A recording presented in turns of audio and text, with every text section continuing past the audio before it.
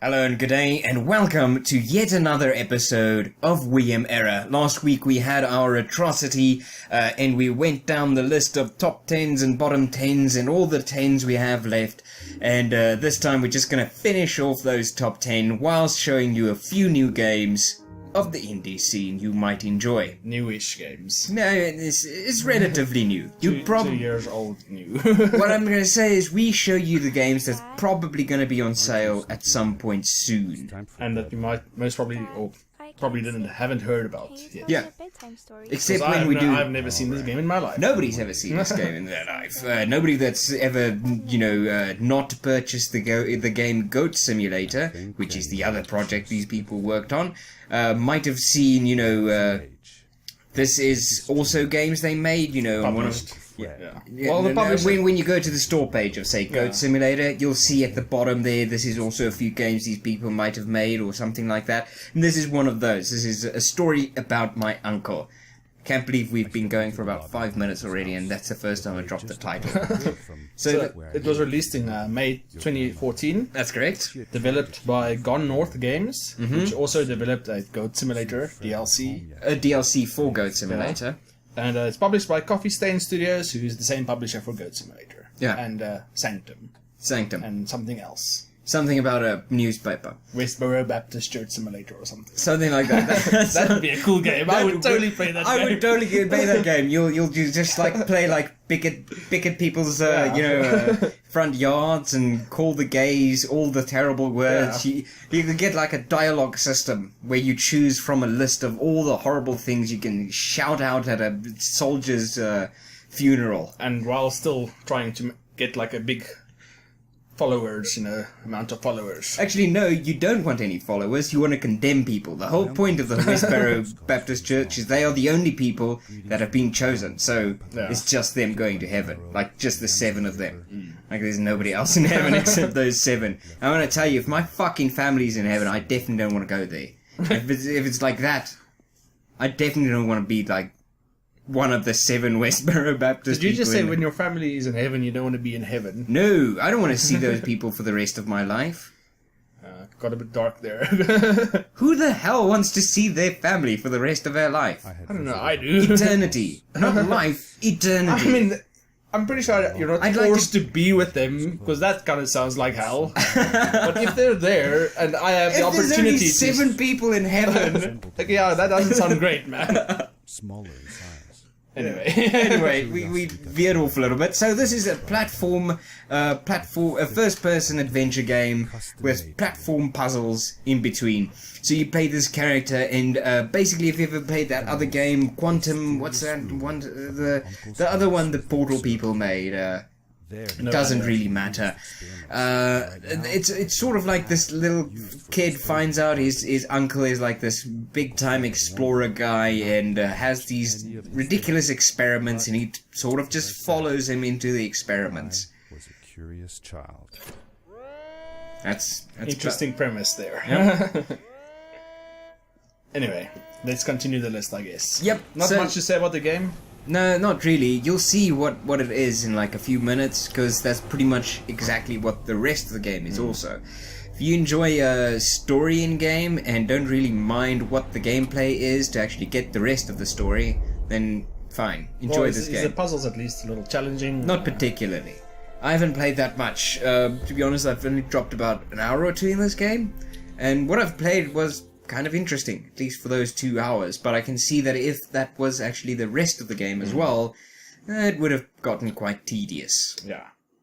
Okay, so let's just run down. We're going to recap. Last time we left you guys with our list of worst movies of 2015. The top 10 worst movies of 2015. We can give a quick rundown. Was number 10, Hot Tub Time Machine 2. Number 9, Unfinished Business. Number 8, Maggie. Number 7, The Loft. Number 6, Jupiter Ascending. Number 5, Terminator Genesis. Number 4, 50 Shades of Grey. Number 3, Pixels. Number 2, Hitman Agent 47. And number 1, Chappie. Which is just still the worst piece of shit ever. That's possibly the worst movie ever made. It's like, that would be on the bottom of all movies ever made. Ever. Like, that would be my worst. I would watch Troll and give it a higher score than I would Chappie. Troll 2. Probably, though. Because that's actually a little bit entertaining. It's going to be funny, you know? Yeah. Not that Chappie's just lame. It's just so terrible. It's just so terrible. I don't know, man. I've seen some pretty bad movies in my lifetime. Me too. Dude, I've seen a shitload of bad movies in my life, but still, none of them compares to fucking Chappie. Anyway, let's go on to our top 10 list. And we all kind of already know what the top 2 is going to be of the list. So, I think we actually little spoke about it a lot on the previous episode. Probably. But let's start at number 10. Number 10 is Kingsman, The Secret Service. What did you think of this film? I enjoyed the movie. There was a lot of hype about the movie. Like, the internet was going crazy, and I feel that wasn't like justified. The movie wasn't that great. It was a fun blockbuster. Indeed. Some good action scenes. Actually, some pretty great action scenes. Excellent. But it was a blockbuster. The main character was annoying for me. Certainly. Yeah. I'm definitely going to agree with that the main character was certainly the biggest problem with the movie I had. However, it still features one of the greatest fight scenes ever in a movie ever. I don't really want to spoil it for anybody that actually goes and watches. I think you can spoil something like that. I mean, the movie's been out for a while. I don't really know, now. because like the whole scene is set up very well. That's true, yeah. So that's why I really don't want to spoil it. That's why I actually want to put this movie on my top 10 was because of the specific scene and how well it was set up, how well it was executed at the end of the day. Even the first, I think it was like the first proper action scene in the movie. Mm-hmm.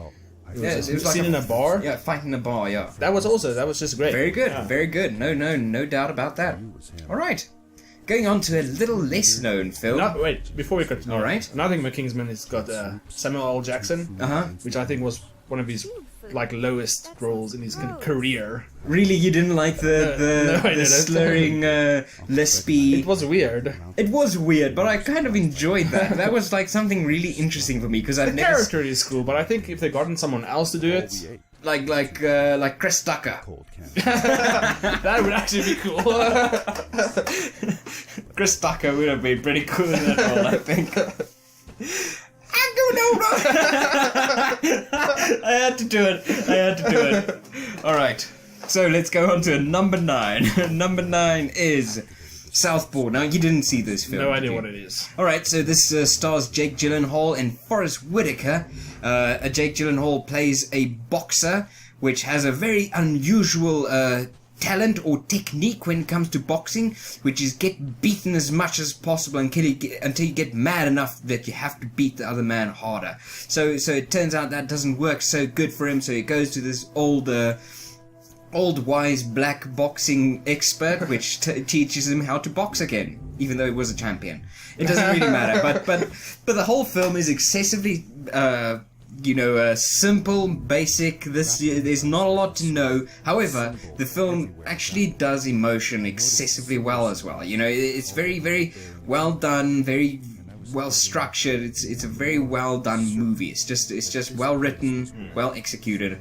And you got to give a movie props for just doing it right. It doesn't necessarily always have to do something unique or extremely great. It just needs to do it right sometimes. I mean, sometimes when you look at like other movies, which we're gonna get to up on the list, is on our list because it's just well made this time. Have you seen Creed yet?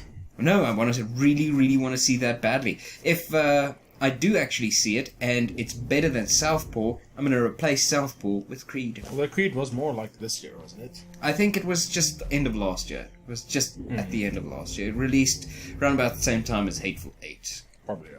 Yeah, I think you're right. Anyway, going to go on to number 8. Another one that I didn't see. You didn't see this? Aye, that's incredible. Ant-Man. Yeah. This is my number 8. Is going to be Ant-Man. I kind of lost interest in the Marvel movies after, like, Guardians of the Galaxy. I don't know why, because I really like them. Or I like some of them. For example, the first Avengers, I love that movie. That's one of the best blockbuster action movies ever made. I still haven't seen Age of Ultron. Yeah. So we're going to skip that one on our list as well, I think. We don't have that one on our list, thank God. We only have the one Marvel movie. Okay. It's the only one worth talking about anyway. The big one everybody knows. Go watch the big one. Go watch the Avengers 2. Go watch it. It's good. It's what you expect from an Avengers film. You know, it's just Ant-Man was just not what you expect from a Marvel film, which is why it's on the list for me.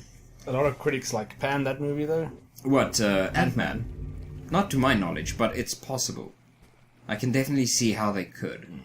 But for me, it was just a rather fun movie.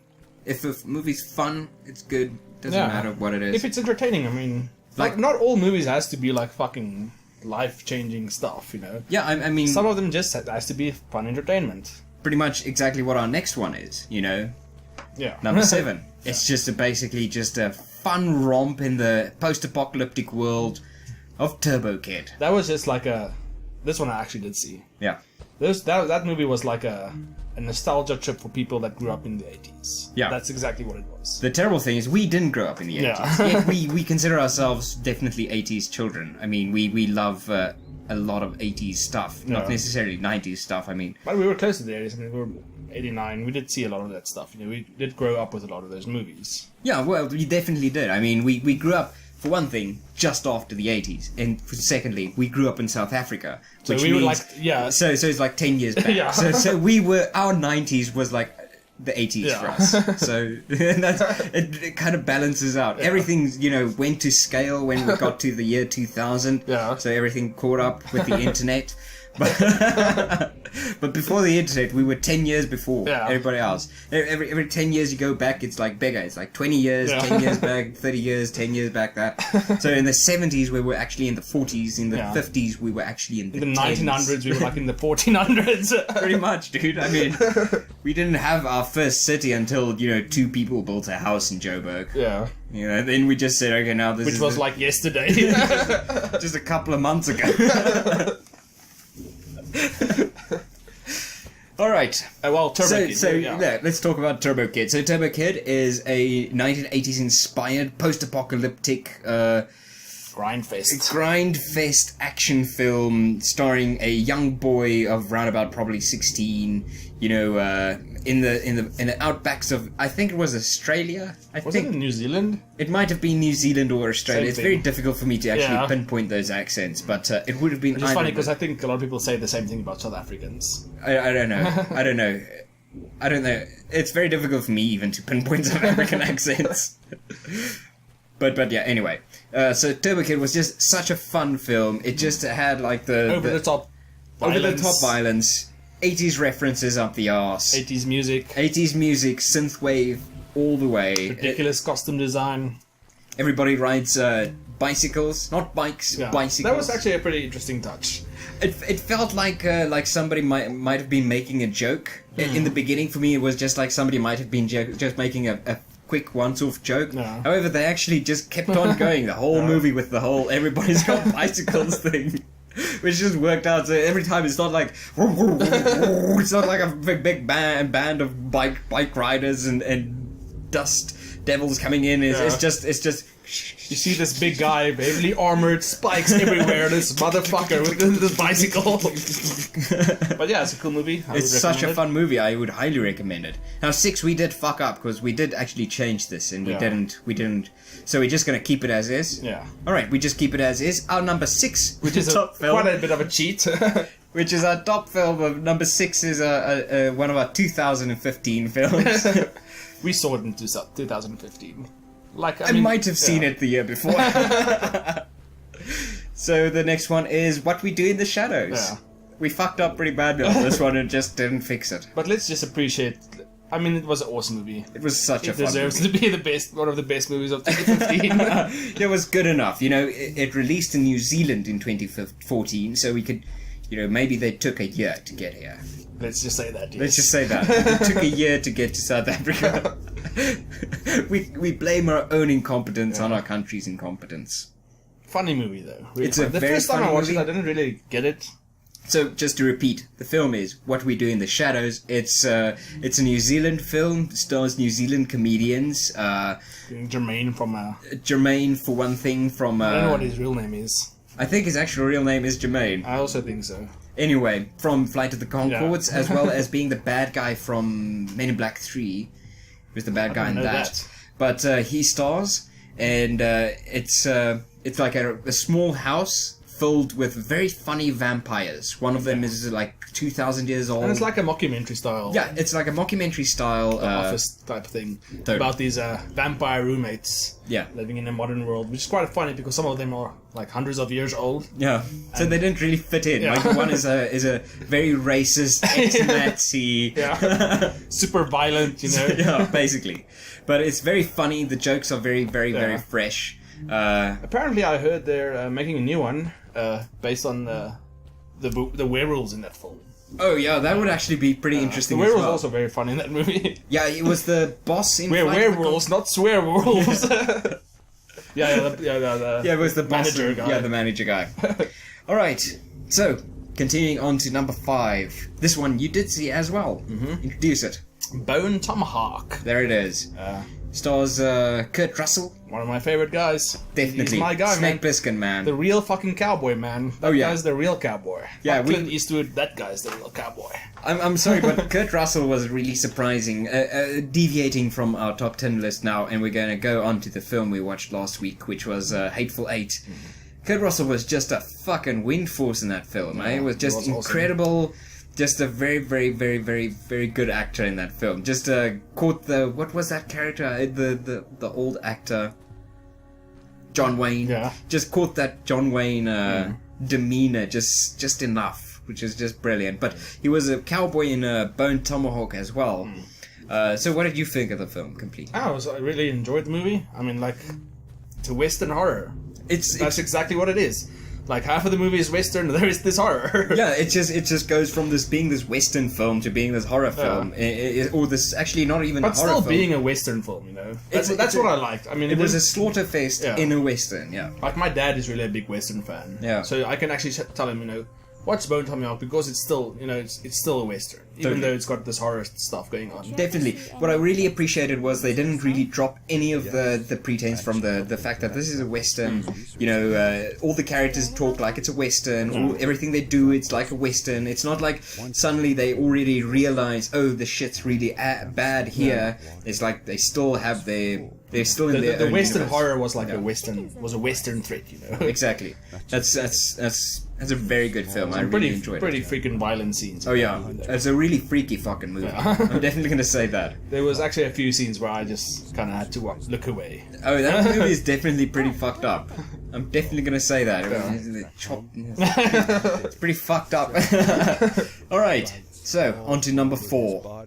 Another thing I just had to say is that movie could have easily been really offensive against like Native Americans. Definitely. But it didn't. They did it really well. Yeah, it wasn't like, these are Indians. Yeah. It's like, not like that. Yeah, even the Indians in the film, it's like, these aren't Indians. Yeah. Which might make it even more racist, now that I think about it. It was what... just watch the film. Just watch the film. It's a very good horror film. There's very few horror films out there. So when like a good one comes along... You know, it's really worth listening to us and going to watch this one. Yeah. All right. Number 4. What we say. Yes. Listen to your gods. The Man from U.N.C.L.E. Yes. Guy Ritchie film from 2015. It's based on the old TV program that nobody's ever heard of except these old obscure filmmakers. Much like... And my parents, apparently. Apparently. They grew up with this stuff, man. It's very strange. I think this was even before, like, the Avengers, and... I mean, like, not the Avengers, Marvel Avengers, I mean, like, the British Avengers. Like, the 2 Secret Service. But anyway, this was, like, even from before then, which is very fucking old. But anyway, The Man from U.N.C.L.E. stars the guy that plays Superman. Some guy, and some other people. And some other guy. It's a good spy movie, good action scenes. This movie was like, if you like Archer, this movie is like Archer the movie. It is actually like. But I think because the Archer is actually heavily inspired from the old Man from U.N.C.L.E. TV series. That's why. I really got to say that I really enjoyed this film. Many good scenes. Guy Ritchie is still one of my favorite directors, not because he's some sort of tour de force or, you know, some sort of genius, just because he does his job. He just does his job. He just makes a movie and just does it good. I mean, The Man from U.N.C.L.E. wasn't like a revelation or anything. Not at all. But it was a really fun movie. It was a really fun spy movie. It's good characters. It's just a fun movie. It was just a lot of fun scenes. Might have gotten a little long, but still, of all the terrible movies that came out last year, this was one of the good ones. All right, number 3. Something you didn't watch either was the new Mission Impossible Rogue Nation. I think I've mentioned this before, but I'm a little bit of a big fan of the Mission Impossibles. I quite like the previous ones. About like 1 and 2, maybe even 3 it was okay. It was fine. For me, it was like there's definitely a big difference between 1, 2, and 3 and 4 and 5. Big difference. The 1, 2, and 3 was like this really stupid, ridiculous, over the top spy thriller. The new ones still over the top, but it's not as absolutely ridiculous as the first. Like they don't duel with fucking bikes, okay? They don't do that. However, he does jump into a gigantic ass underwater turbine which spins at like ridiculous speed. I think we're going to get a lot of hate for this movie being so high up. What, Rogue Nation? Yeah. Why? It's number 3. It's not that high up. It's still. It's definitely maybe my 3rd favorite of the year. I really want to watch it. I mean, I really enjoyed the previous one. Solid action movie, you know. If you told me you didn't want this at number 3, I would have easily moved it, but it's just my personal number 3. I really like that movie, and I still consider it one of the good ones of last year. Alright. Next one. Yeah. This is the 2. We're going to get the most... We had a bit of a fight, you know, a bit of a... internal... battle, struggle between which one to put as number 1, but we thought about it, good and hard.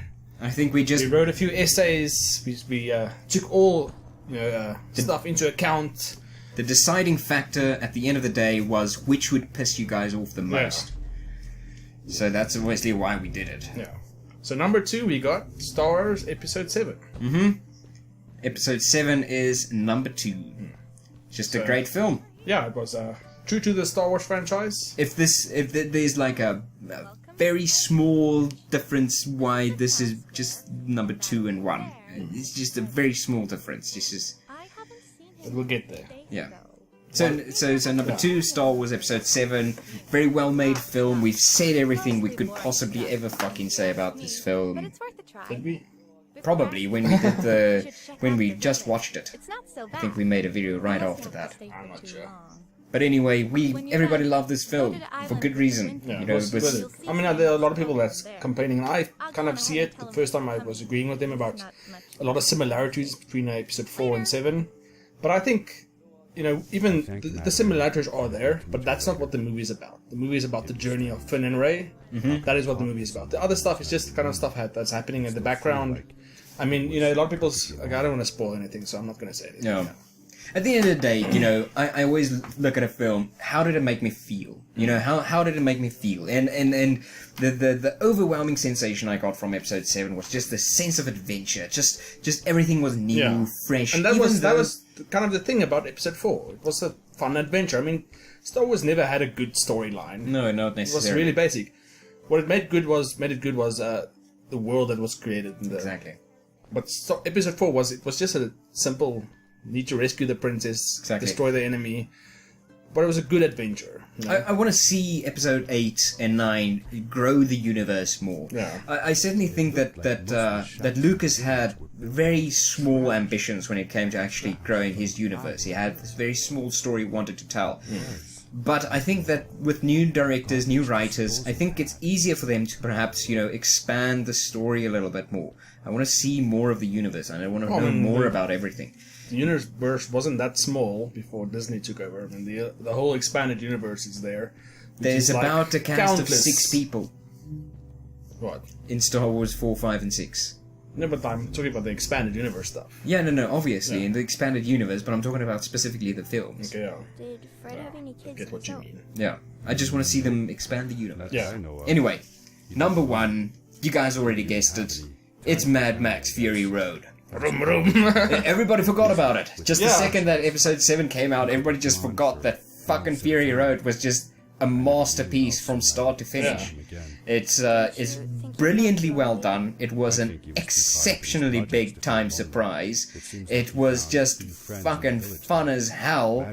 Featured some of the greatest sound design ever in a movie ever. Fucking awesome scenes, action scenes. The greatest action scenes of any film this year. There's just no comparison to that. When I looked at Star Wars and Mad Max, I was just, with Mad Max I was laughing and enjoying every fucking second. I was just like, everything just kept me gripped to, just kept me there. Just everything. I wanted to see everything. I was impatient to see what was going to happen in the next 5 minutes of the film. Star Wars, I was like, I knew there's going to be episode 8. There's going to be an episode 9. They're not going to touch everything. Star Wars was a very safe movie, but it had to be. It had to be. Yeah. I mean, to make another Star Wars must be like fucking nerve-wracking. Yeah. I mean, you can easily just get the whole world to hate you. You can probably be assassinated for fucking up a Star Wars. But Mad Max there's nothing safe about Mad Max. Nothing. Fucking George Miller went all out. He made the movie he wanted to make. He didn't care what they wanted. They just wanted to give you what he thought you wanted. I mean, 90% of that movie, you're just sitting there with this massive erection. Massive man erection, not really an erection, just man erection. It's in your heart. A man gets his man erection. Well, I guess you can heart. get a woman erection as well. Everybody. I guess so. Yeah, everybody can get a man erection. Yeah, but you feel it in your heart. Yeah, it's whenever you win a fight. Yeah, whenever you best somebody in a battle of the wits. Whenever you actually beat somebody into a bloody pulp. It's that man. It's that fire in the belly. That's the man erection. And that's what Mad Max does. It gives you a man erection for 2 hours. Yeah, that's our list. That's our list. Hope you people liked it. It was number 10 was Kingsman, number 9 Southpaw, number 8 Ant-Man, number 7 Turbo Kid, number 6 What We Do in the Shadows, that was a cheaty one, and number 5 Bone Tomahawk, number 4 Man from U.N.C.L.E., number 3 Rogue Nation, number 2 Star Wars Episode 7, number 1 Mad Max Fury Road. And it took us 3 episodes, 3 hours to do our complete list of games and movies. Yeah, and it was actually just 4 top 10 lists. It was 4 top 10 lists. Now we can do our honorable mentions. So that's going to be our next 2 episodes. It's just going to be a list of all the honorable mentions. Why don't we just list everything that released last year? Yeah, and then just say something about it. We didn't play it, we didn't play it, we didn't play it, we didn't play it. Oh, that one I saw on Steam on sale. We didn't play it. So recently started playing Firewatch, which is probably going to be our next WeAmError episode. It's going to be Firewatch, one of them. Highly recommend that game for anybody that enjoys a walking simulator and still don't know why walking simulators suck. You play that game and you find out why walking simulators suck and why that walking simulator doesn't. Yeah. That doesn't make sense. That kind of makes sense. It's just all walking simulators suck except that one. And that's why all others suck. I'm pretty sure there's a few that's good. How many of them have you played? That's the question. Quite a few. Really thinking now which of the walking simulators would I recommend? Yeah. Nah. No, I really can't think of any. The ones that pop into mind is like Gone Home and others. I know there was others. I know I've played others. I've played but many. I don't remember them. There was the Red Riding Hood thing where you had the girls in the forest. I don't know that game. I think you played that one alone in the forest. It was just me in the forest. Yeah. Fun on a bun. Yeah, so we try to check the news to see if there's anything. And there's nothing. Nothing's happening in the news. Everybody's just waiting for the Division to release, it appears. Which goes it's the same thing over and over again. All you see is Fallout 4. Our name is Sam. What's that other game? The Division. No, the other one. That online game. I told him that I was looking. That's been released for so long now. World of Warcraft? No. Do you know where he is? Fred left us without Knights of the Old Republic. No. He was The one thing that's in the news, the fucking everywhere, man. If you open Guild that, Wars. power. did you see one Guild Wars thing? No, but I didn't see any of the... Oh, no, you mean the other one. yeah, that one. Yes. You mean Destiny. Yeah. For a game that everybody hates, game seems to be really popular. Ridiculously popular, Yeah. right? I mean, I've not heard anybody say, this is why this game is the greatest game ever. I've only heard people say, this isn't why it's worth it. Yeah. It's not worth But it. every because of fucking this. day is new fucking DLC, new fucking shit. Not to forget, that game is going to get its final release in like 7 years, which is when its final DLC releases. It's still a stupid fucking model for any Yeah. game to work on. It's just fucking retarded. Who wants to make a game today that you're still going to be working on in 7 years? Make a new game. It's in 7 fine if you do that, but don't set that as a goal. It is true that It's we fine if if you make in a game 7 and years- people really love it and you Yeah. want to release new content That's for fine. it, that's fine. That makes But don't tell perfect people, sense, listen, behind us is the this is our game, going to be our gonna- game for 7 years. It's just What how are we it's gonna gonna do? work. It's just Yeah. how we're gonna roll. No, that's stupid because, like I said, you know, it. Madeline. Why would you want to work on the same game for 7 years when you can be making a new game in 7 years? Yeah. There's a shitload you could do in 7 years. Like I said, an entire new fucking 7 game. years is a lot, man. Yeah. If you look at 7 years back, the type of games we played was completely different. You know? StarCraft 2 wouldn't release in 7 years. StarCraft I 2 felt took a 12. little uneasy about moving on into So, the yeah. past. Blizzard likes to take their time. And I can respect it because they dangerous make for Maddie. good games. Would it be Bete pues. That's all I'm gonna say. Me and Blizzard, we've got a very complicated relationship. Yeah, well, I mean, if it wasn't for World of Warcraft, it would have been released much earlier. Probably. And not everything that Blizzard makes is good. I would agree on that one. Like World of Warcraft. You know what the big one is I don't like is the StarCrafts. I find it very, very offensive that they thought that it would be necessary to charge me 3 times for the same fucking game. That's one thing about Blizzard. They sure love money. They certainly do love fucking money. It's like none of the other companies seem to love money as much as Yeah. Blizzard do. Or I mean, maybe EA. EA is the Yeah. one because whenever they release a game, they release half of it for full price and then charge you the other half for the premium edition, which they don't tell you is actually the full game. Like, the premium is the actual one you want. Why don't they just release the premium for $60 and then just, I don't know, A cheaper one. send a blowjob with an additional $200? Yeah. Why not? Well, if you look at that, then StarCraft was also released. You know, you had to pay 3 times for one Yep. game. 3 times you have to purchase all But 3 you have to campaigns. admit, like, there was a difference between each of them. It wasn't just like a new campaign. There was new units. How much new units? I don't know, not a lot, but I still. think it was just 1 for each race. I didn't play it.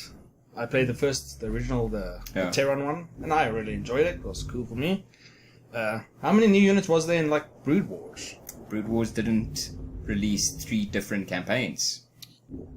Sorry, Brood Wars released 3 different campaigns in one, and then StarCraft had 3 campaigns as well. This one's 1 campaign, pay $600, you get the other one, pay no more, 600 rand, yeah, you know, $60 for those in America. Yeah, a little more though. Now, Yeah, it's probably going to be more. So the next games we're pretty much looking forward to is going to be the Doom and the... yeah, I'm fucking excited about Doom. I really hope it doesn't suck. It's going I'm to be really fun. worried about the physics in that game. It really doesn't bother me. I'm so confident that that id has their shit together. Well, that's the thing. I mean, when it comes to it, there's one thing you never have to worry about. Is that's the engine. The big thing that's going to be a problem is perhaps going to be the story, you know, but it's fucking Doom. Who gives a fuck about the really. story? Yeah. You know, because they It's going to be the same story as the previous dudes. the mechanics Demons gonna on Mars. be, yeah, it's going to be solid mechanics. It's going to be a solid engine. It's going to be solid action. Yeah. That's the only thing I need. I'm just worried because I've seen a lot of the gameplay, and you know, I think we've talked about this. The fact that the enemies doesn't seem to have a weight on them. Yeah, you mentioned this. Just punch through them like jelly.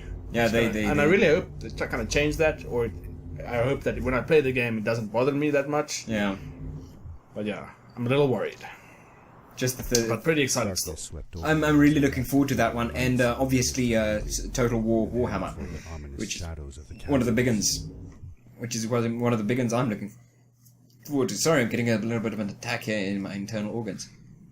That happens from time As I to entered time. the castle, it struck me how much darker it was in there. The shadows were... Yeah. I think I'm failing like the whole fucking time. Doesn't look like you're doing well in this game. No, I'm falling like the whole time. I recorded this many moons ago. that frightened the villagers as well. Or was it... And you said it wasn't difficult. It wasn't difficult. The puzzles aren't like difficult puzzles. It's just The platforming. platforming in first person is kind of shitty. When was the last time they made a third person platform? Assassin's Creed. No, that's not really a platformer. That's kind Super of a, Mario. All of the Super. okay, yeah, fair enough, but it's kind of genre that kind of died. And it's only Nintendo that kind of that's keeping it alive.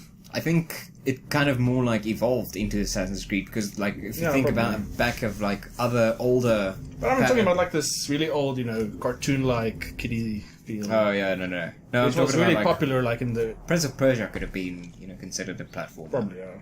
I mean, Assassin's Creed. I mean, like when you look back in like the late, the late '90s, early 2000s, those games were like everywhere. Crash Bandicoot.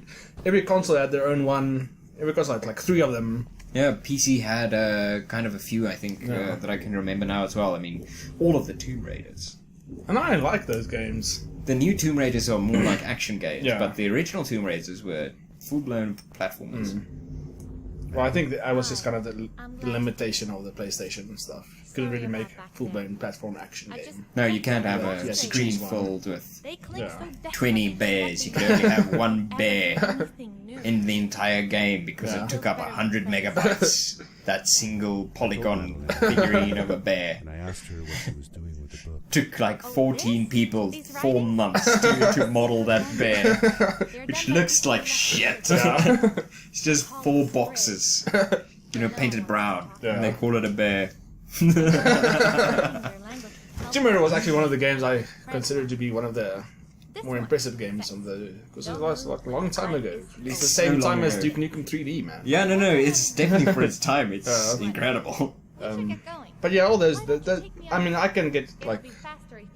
I like to every now and then when I'm bored, I like to climb on the nostalgia train and play some old games, and I enjoy it. But the older 3D games are really difficult to enjoy because of the controls. There's so many new games that try and emulate the older games that I just tend to actually play the new ones. For instance, Downwell is one of the newer platformers I've started playing.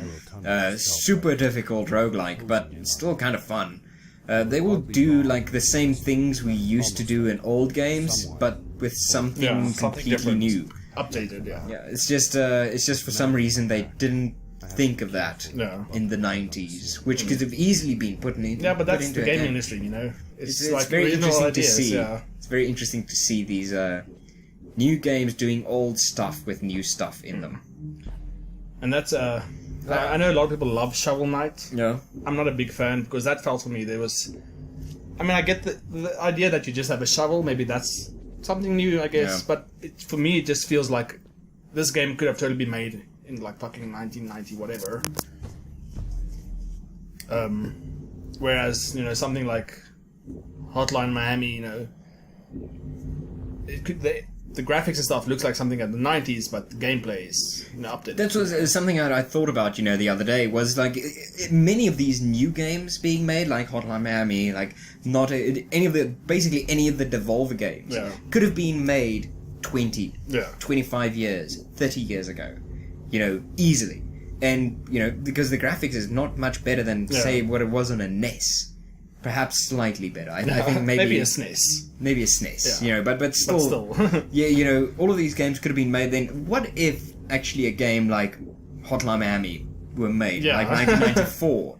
What would the sequels be today of Hotline Where Miami? would the gaming industry be today? I mean, we got GTA, the first GTA, in like 96 or 94 or something It's like a that. very interesting and intriguing question, that. And ever since, we've seen GTA and stuff, everything's just became... Every new game after that's just a step up, Every time, yeah. So imagine if that started just maybe like 10 years earlier. Where would we now? It's kind of I mean, you impressive, look at Doom now, the new Doom, it's more violent than the previous one. everything's more violent. Jesus, what's gonna be next? Like, just like now, Just rape. You're just gonna rape people. It's just gonna be no. You know what's gonna be the epitome of it all? It's gonna be like Surgeon Simulator, but like a proper like you gotta break bones and shit. Like not like it's shitty graphics. It's gonna be Cartoon like graphics, proper violence. It's gonna be like a simulated human corpse. And it's not gonna be like it's gonna be like more like a torture chamber where you guys do like open heart surgery on a guy that's awake and alive. Yeah, and you then just you hear his screams of terror shock and you his just heart, cutting through his chest. eat his liver while he's alive. That would be a fun game. Jesus, we are fucking twisted bastards. It's all GTA's fault. It's all of GTA. It's all just GTA. Anyway, I think we can call this one. It's an extra long episode of WeAmError with we finally completed our top 10 list. It's going to be a short one, but a long one. Yeah. You'll see. Enjoy the rest of your day. This has been WeAmError. Hope you enjoyed this one. Was that? Cheers. I'm Crispy. Omega. Enjoy the rest of your day.